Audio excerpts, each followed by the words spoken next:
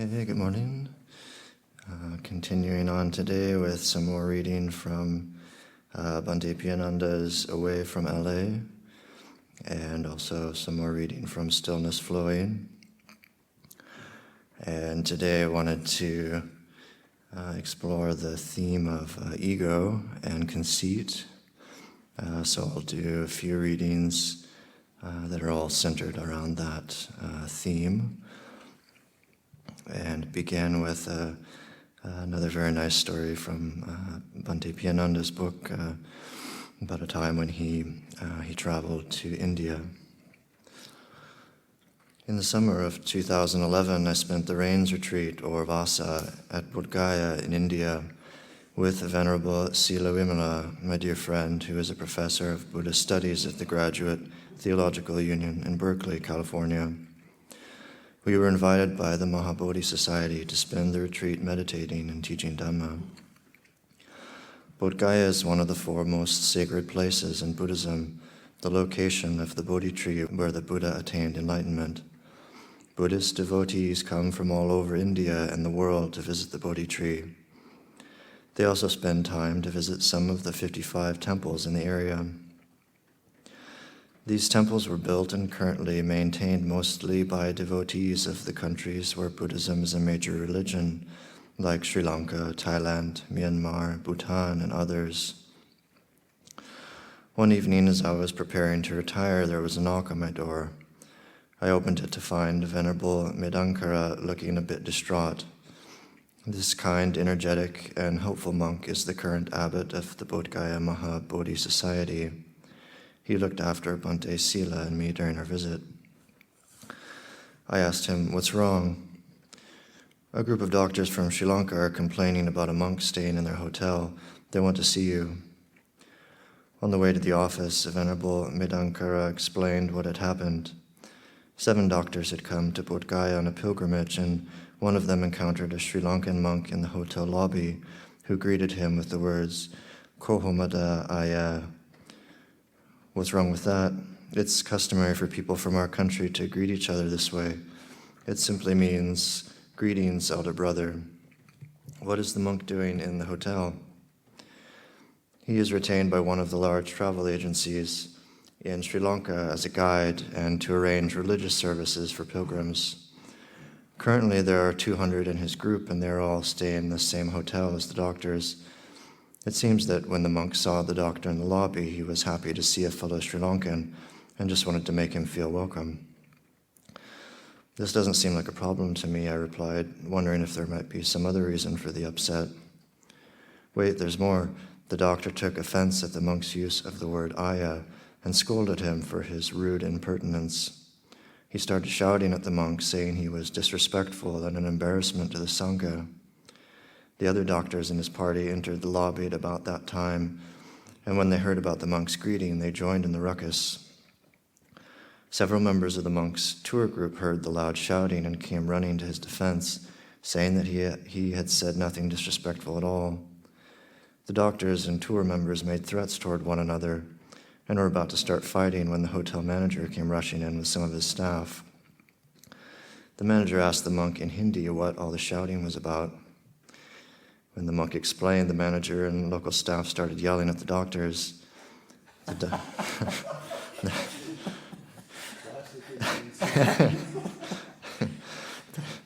doctors said the manager and his staff were gangsters and that they feared that they would be beaten up. The doctors blamed everything on the fake monk businessman, accusing him of gross breaches of etiquette. That's when I came on the scene and prodded the doctors out the door. I escorted them to the Mahabodhi Society office, where they are waiting for you now. When we arrived at the office, the 7 doctors paid their respects to me in the customary fashion. They introduced themselves. Some were from Gaul Hospital, and some from Colombo South Hospital.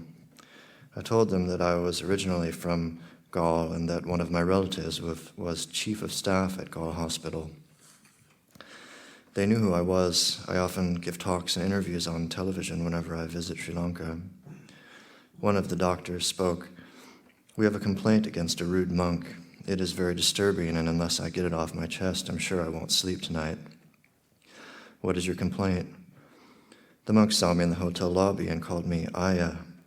I am a doctor, and being called Aya is very disrespectful and inappropriate. His voice was full of anger and pride. Did the monk know you were a doctor? What were you wearing? Just as you see me now, I was wearing a sarong and a white tank top. So how was the monk to know that you were a doctor? You weren't wearing scrubs, nor did you have a stethoscope around your neck. I'm assuming you didn't have a name tag that said doctor either. The monk was just being friendly.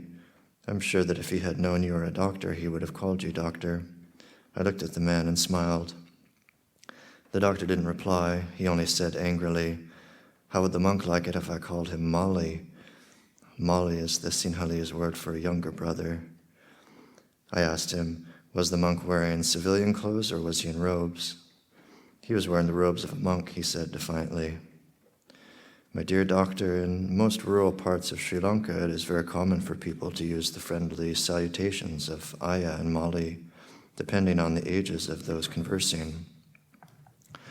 They are never terms of disrespect. You should know this. In addition, you knew by his robes that he was a monk, and in Sri Lanka you would never call a monk Mali, because that simply is not done.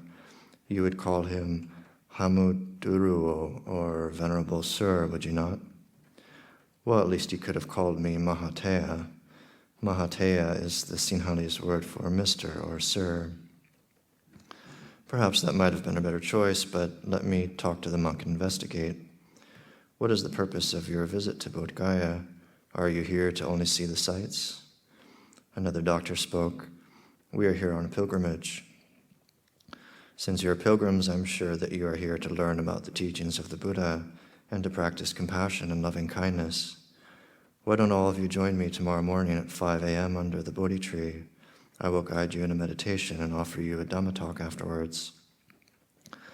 The doctors nodded their acceptance of the invitation, expressed their thanks, then bowed and said good night. The 7 doctors arrived on time under the Bodhi tree. I gave them the 5 precepts and chanted some stanzas that praised the sacred tree for giving shelter to Siddhartha during the night of his enlightenment when he became the Buddha. After a period of meditation, I gave a talk about the 8th fetter, conceit. The 10 fetters, I explained, are 10 negative qualities that need to be eradicated in order to attain enlightenment. Conceit is directly related to pride and the false notion of a separate individual self. The last 5 fetters only completely disappear when one becomes an arahant. The Buddha spoke many times about the tenacity of these negative traits. Conceit comes in 3 forms.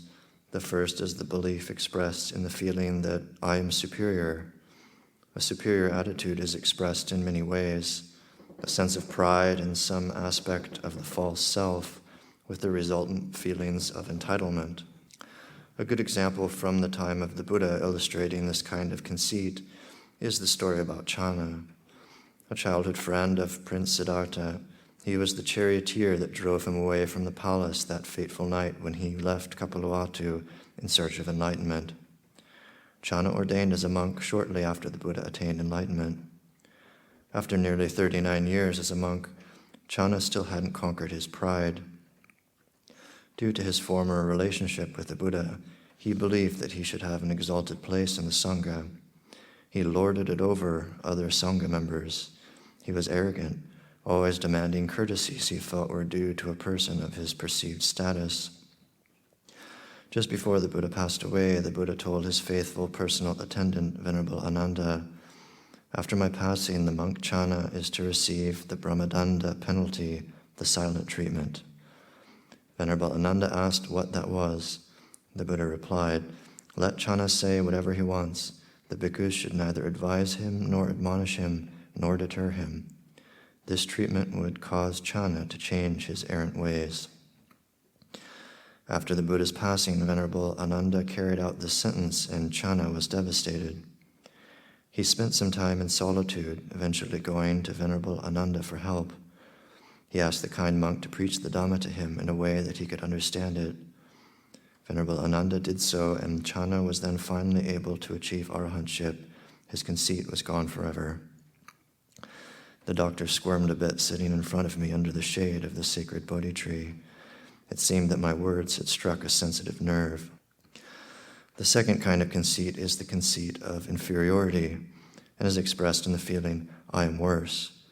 Here the ego feels inferior, less than, not worthy, and sometimes victimized. The separate self, still very much in power, takes solace in its perceived inferior, lowly position in life and is consumed with negative thoughts and feelings. To illustrate this kind of conceit, I will tell you about Mahapandika and Chulapandika, grandsons of a rich banker in Rajagaha. Family members always compared the two brothers when they were children. The family's constant criticism gave Chulapandika an inferiority complex. Both brothers became disciples of the Buddha. The elder brother, Mahapandika, was very adept at learning the Dhamma. Chulapandika, on the other hand, couldn't even memorize one verse of Dhamma after 4 months. This disappointed Mahapandika, and Chulapandika felt sad, frustrated, and worthless. One day the Buddha and his retinue of monks were invited to have dana at the home of a devotee. Mahapandika was in charge of selecting the monks that would attend, and he did not include his younger brother. Chulapandika felt miserable because he was left out and thought that it was because of his inability to memorize any of the Dhamma. At 3 o'clock the next morning, Chulapandika decided to disrobe and leave the monastery. He thought, my brother is probably right. I am too stupid to be a good monk. The Buddha, who was practicing walking meditation, saw Chulapandika as he was about to leave the monastery. The Buddha called to the poor monk and told him to rest until sunrise in his chamber. At daybreak, the Buddha went to Chulapandika and handed him a piece of white cloth. He asked him to face east and rub the cloth while saying the words, "Remove the impurity." The young monk bowed and immediately began rubbing the cloth while repeating the words. Meanwhile, the Buddha and the other monks went to the home where their meal was being offered. Chulapandika kept rubbing and rubbing the white cloth. Seeing how it became soiled triggered the realization in him that all things are impermanent. The Buddha sensed the change in the young monk and appeared before him. He said, "It is not only the piece of cloth that becomes dirty with dust. Within oneself, dust also exists. Only by removing the dust can one become an arahant." Chulapandika understood and became enlightened. The conceit of feeling inferior to his elder brother or to anyone disappeared forever. When he became an arahant, his psychic and paranormal powers were activated. These powers were demonstrated when the Buddha sent a messenger to bring Chulapandika to the dana. The messenger returned to report, "I called for Chulapandika. I thought he was alone in the monastery, but 1,000 monks who looked like him answered, saying that they were him." The Buddha sent the messenger back, and again the same thing happened. The third time he was sent, he was to grab the hand of the first monk that said, "I am Chulapandika." When the messenger did this, all the other Chulapandikas immediately disappeared, and he escorted the arahant Chulapandika to see the Buddha. The 7 doctors in front of me shook their heads, thinking about the poor monk who thought so little of himself and yet became an arahant. The third kind of conceit is the conceit of equality, and this is expressed as "I am equal to." This particular kind of arrogance is a symptom of self-delusion. It would be like a grade school student talented in mathematics, saying that he is the equal of Einstein. The 7 doctors chuckled at this. There's a good story that illustrates this type of conceit very clearly. After the Buddha's enlightenment, he went to the ashram of Uruvala Kassapa, the leader of several hundred fire worshippers who were ascetics. The Buddha asked if he could spend the night in Kassapa's fire room. Uruvala Kassapa said that there was a vicious cobra living in there, and he wouldn't want the Buddha to be harmed. The Buddha said that the snake would not bother him. Kassapa still demurred. After the third request, the Buddha prevailed, and Kassapa said that he could sleep in the fire room. The next morning, the Buddha came out of the fire room with the cobra coiled up in his alms bowl. He handed the bowl to Uruvala Kassapa, saying, "Here is your friend." Kassapa and his followers were shocked that the Buddha was unharmed, and Kassapa said to himself, "This monk may have supernormal psychic powers, but he isn't a perfected one like me." The following 3 nights the Buddha spent in a nearby grove. Each night he was visited by increasingly more powerful celestial beings. Uruvela Kassapa and his disciples couldn't help but see the resplendent glow of these beings, including Saka, the ruler of the Tawatingsa heaven. When asked about the glowing lights in the grove, the Buddha replied that celestial beings had come to hear the Dhamma from him. Uruvela Kassapa was duly impressed, but still thought, "While this monk certainly has supernormal psychic powers, he isn't a perfected one like me." Finally, the Buddha spoke directly to the ascetic about his conceit, saying, "Kassapa, first of all, if you think you are enlightened, you are mistaken. Secondly, if emancipation is your goal, then you are not on the right path." Uruvela Kassapa asked for an explanation. The Buddha said, "You may be well accomplished in your spiritual practices, but your ego stands in the way of any further progress." Kassapa, astonished, said, "My ego? How can you say that, great monk, when I renounced everything to become an ascetic decades ago?" One of the doctors asked, "Did Uruvela Kassapa ever give up his conceit and stop claiming he was the Buddha's equal?"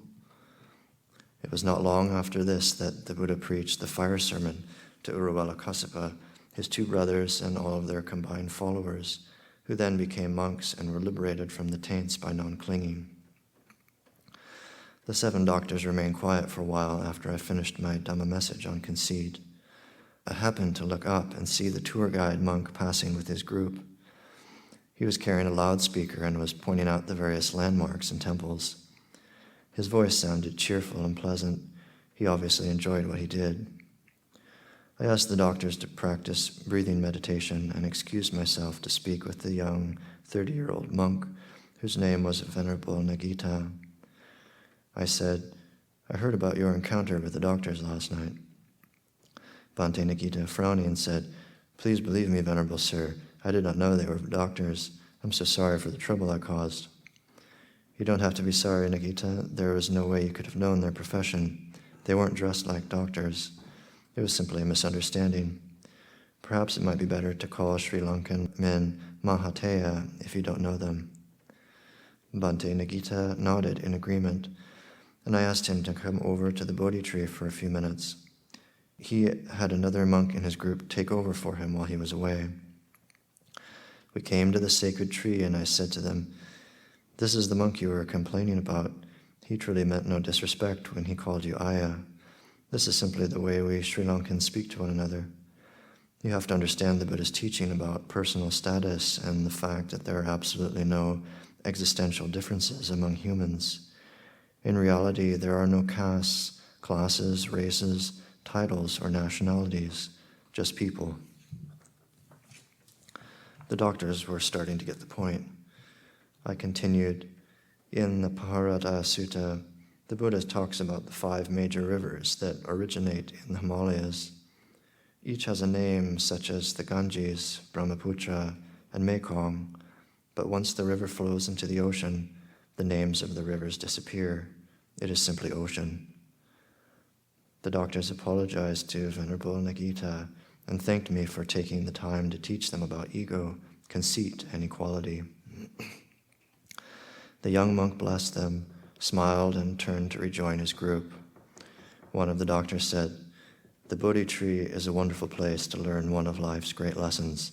Thank you, Venerable Sir." And he ends with a quote from the Buddha, "This humankind is possessed by conceit, fettered by conceit, bound by conceit. Speaking vindictively because of their views, they do not go beyond samsara." Okay, so now I'll just share a few more teachings from Stillness Flowing on the same topic of ego and conceit.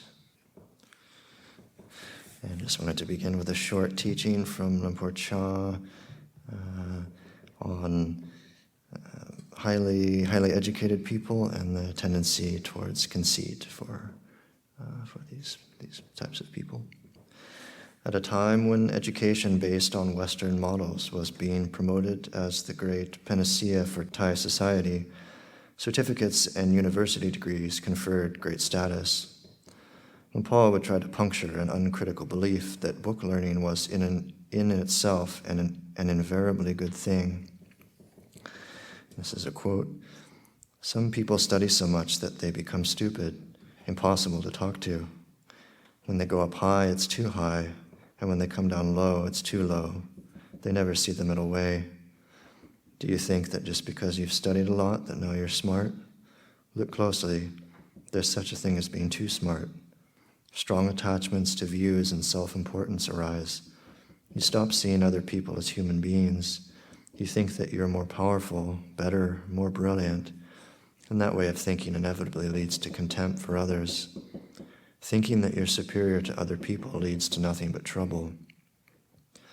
If you see a peasant farmer and see how you are no different from him, if you see an old person and think that one day you will be like that, if you see children in a state of confusion and you think that you used to be like that, if you bring things inwards and reflect on yourself in this way, then it's easy to understand the Dhamma. A Thai proverb has it that if held in front of the eye, a single hair can conceal a mountain." This is a quote from Luang Por Chah. The teacher says that everything is impermanent, unsatisfactory, and without self, and you say, you know, but really you don't have a clue. With that kind of knowing, you carry on living like a fool, and then you die. And Paul commented on the reasons he believed people who had high academic qualifications were often hard to teach. He said it was what happened when people studied to accumulate knowledge rather than to remove ignorance and defilement. And this is a quote. "What they don't realize is that if they have a bachelor's degree, then so do their defilements. If they have a master's degree, then their defilements have got one too. And if they have a doctorate, their defilements do also." He had a biting simile for people who have pursued academic studies to a high level, but having done nothing to educate their higher faculties, are still in thrall to their appetites. This is a quote. "They're like vultures that fly high in the sky, but when they're hungry, swoop down to gorge on a rotten corpse." Okay, and now I'd like to just share a few short stories from a few of the early Western disciples of Luang Por Chah and their experiences with Luang Por Chah really challenging them to look at their egos and really forcing them to overcome their conceit. And so first I'd just like to read a few short stories from Luang Por Sumedho, and I'll just kind of skip around a little bit through his section here in Stillness Flowing. And this is Luang Por Sumedho speaking. "The training at Wat Papong was one of putting you in situations where you could reflect on your reactions, objections, and so on, so that you began to see the opinions, views, prejudices, and attachments that come up naturally in those situations. Luang Por was always emphasizing the need to reflect on the way things are. That is what I found most helpful, because when you're as self-centered and opinionated as I was then, you really need to open your mind. So I found Luang Por's way much more clear and direct. As I was very suppressed already, I really needed a way of looking at myself honestly and clearly, rather than just trying to suppress my feelings and force my mind into more refined states. He was also very aware of the individual needs of the monks, so it wasn't like there was a blanket technique. He realized that you really have to figure it out for yourself, and so how I saw him, how he affected me, was that he seemed to provide a backdrop for my life from which I could reflect. The Thai monks would ask, 'How old are you?' I'd say, 33, and they'd say, 'Really? We thought you were at least 60. Then they would criticize the way I walked and say, 'You don't walk right. You're not very mindful when you walk.' And I'd take this shoulder bag and I'd just dump it down without giving it any importance. And they'd say, 'Put your bag down right. You take it like this, fold it over, and then you set it down beside you like that.' The way I ate, the way I walked, the way I talked, it seemed that everything I did was criticized and made fun of. But something made me stay on and endure through it. I actually learned how to conform to a tradition and a discipline, and that took a number of years, really. because there was always strong resistance. But I began to understand the wisdom of the Vinaya, and over the years my equanimity grew. After a few years, Lumpaw's attitude to Ajahn Sudhiro changed. Seeing his disciples' growth in confidence and the praise he was receiving, he began to treat him more robustly. Ajahn Sudhiro remembers, "For the first couple of years, Lumpaw would compliment me a lot and boost up my ego, which I appreciated because I tended to be self-disparaging, and to have this constant, very positive attitude towards me was very helpful. Because I felt so respected and appreciated by him, I put a lot of effort into the practice. After a few years, it started to change. He saw I was stronger and he began to be more critical. Sometimes he would insult me and humiliate me in public, but by then I was able to reflect on it. There were times that Lumpawr would tell the whole Dhamma hall full of lay people about things I'd done that were uncouth. Everyone, monks and lay people, would be roaring with laughter. I'd just sit there feeling angry and embarrassed. One time a novice picked up my outer robe by mistake and gave it to him. Lumpawr laughed and said he knew immediately whose it was because of the bad smell, the farang stink. Of course, I felt pretty indignant when I heard Lumpawr say that, but I could endure it. And because of the respect I felt for him, I didn't show any reaction. He asked me if I was feeling all right, and I said yes, but he could see that my ears were bright red. He had a wonderful sense of timing, and so I could work with it, and I benefited from being able to observe my own emotional reactions to being insulted or humiliated. If he'd done that at the beginning, I would never have stayed. There was no real system that I could see. He just felt that he was just trying to help you, forcing you to look at your own emotional reactions, and I always trusted him. He had such a great sense of humor. There was always a twinkle in his eye, always a bit of mischief, and so I just went along with it. There are so many moments when you are caught up in some kind of personal thing, and he could sense that. He had the timing to reach you in that moment when you were just ripe, so that you could suddenly realize your attachment. One night we were in the small hall where we did the Patimokkha, and his friend Lumpawr Chalui came to visit. Usually after the Patimokkha was over, we would go and have a hot drink and then join the lay people in the Dhamma hall. But on that night, he and Lumpawr Chalui sat there joking with each other for hours, and we had to sit there and listen. I couldn't understand what they were talking about, and I got very irritated. I was waiting for him to tell us to go to the hall, but he just carried on. Every now and again, he would glance at me. Well, I had a stubborn streak, and I wasn't going to give up. I just got more and more angry and irritated. It got to about midnight, and they were still going strong, laughing like schoolboys. I got very self-righteous. They weren't even talking seriously about practice or Vinaya or anything. My mind kept saying, what a waste of time. They should know better. I was full of my anger and resentment. He knew that I had this stubborn, tenacious streak, and so he kept going until 2 in the morning, 3 in the morning. At that time, I just gave up the whole thing, let go of all the anger and resistance, and felt a wave of bliss and relaxation. I felt all the pain had gone. I was in a state of bliss. I felt I'd be happy if he went on forever. He noticed that and told everyone we could leave.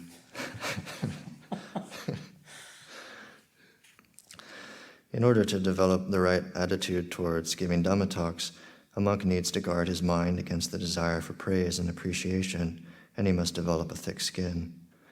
One night, Ajahn Sudhiro was asked by Lumpawr to give a discourse to the lay people with an unusual condition. It must last for 3 hours. After about an hour, he had exhausted his initial subject and began to ramble, hunting with increasing desperation for things to talk about. He paused, repeated himself, and embarked on long, meandering asides, painfully aware of members of his audience getting bored and restless, dozing, walking out. Just a few dedicated elderly women sat there throughout the whole 3 hours, slumped, eyes closed, like gnarled trees on a blasted plain. Ajahn Sudhiro reflected after it was all over. It was a valuable experience for me. I began to realize that what Lumpawr wanted me to do was to be able to look at this self-consciousness, the posing, the pride, the conceit, the grumbling, the laziness, the not wanting to be bothered, the wanting to please, the wanting to entertain, the wanting to get approval.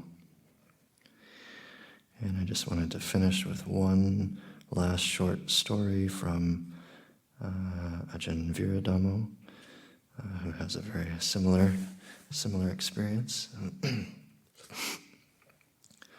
Many of Lumpur's most memorable teachings involved putting monks in positions where they were brought face to face with their defilements and had no choice but to let them go.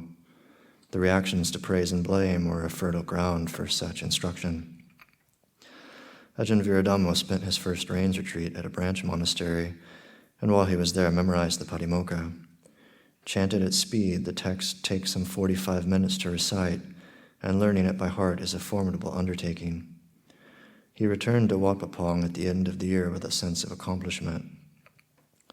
But being a young monk, he assumed it would be a long time before he would be given the honor of reciting the text alone in the midst of the whole Wat Pah Sangha. And this is a quote. Lumpur lightheartedly asked if I would chant the Patimokkha, fully expecting that I didn't know it. I surprised him by saying I would give it a go. With considerable performance anxiety, I chanted the rules in a fairly decent style, and Lumpur heaped praise on me. Getting so much praise from Lumpur was no small thing, and my heart swelled with happiness and pride at the honor and attention I had been given.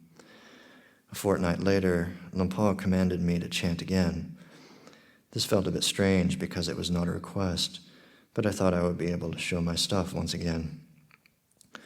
Nervous as always, I set forth with the introductory chant, but within a few stanzas, Lumpur was tugging at my outer robe and telling the monk beside him that this fellow who is chanting stinks.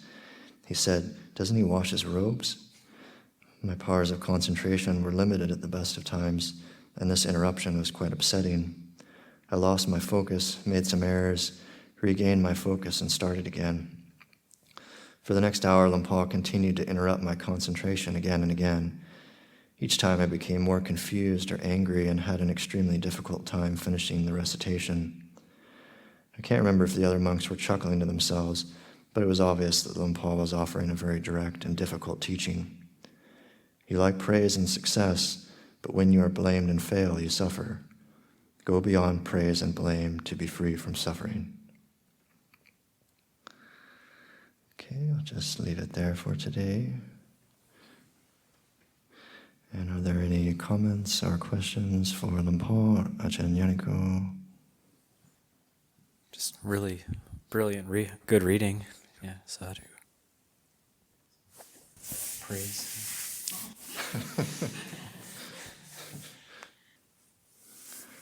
All right, thank you.